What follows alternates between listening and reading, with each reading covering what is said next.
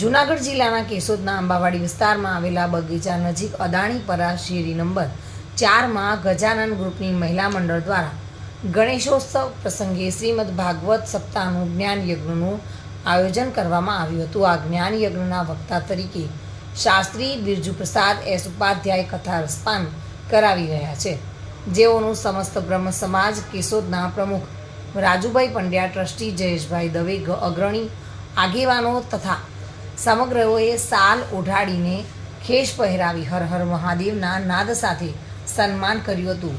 તારીખ 8મી સપ્ટેમ્બરના રોજ શરૂ થયેલી કથાની પૂર્ણાહુતિ તારીખ 14મી સપ્ટેમ્બરના રોજ થયેલી છે. તે પહેલાં કથાના છઠ્ઠા દિવસે રૂક્ષ્મણી વિવાહ કાર્યક્રમ આયોજિત કરવામાં આવતા મોટી સંખ્યામાં ભાવિક ભક્તો બહેનો જોડાયા હતા. આ વિવાહ પ્રસંગે ભગવાનના સામૈયા વખતે ભાવિકોએ સંગીતના સથવારે રાસ ગરબા લીધા હતા. ભગવાનનો જયઘોષ કરતા વાતાવરણ ભક્તિમય બન્યું હતું.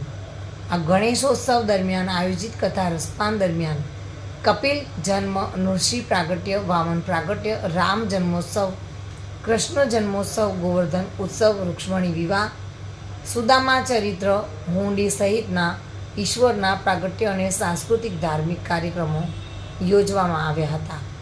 આ કથા પ્રસંગ સફળ બનાવવા મહિલા મંડળના યોગિતાબેન અને અનિતાબેન સહિતના મહિલા સદસ્યોએ ભારે જહેમત ઉઠાવી હતી.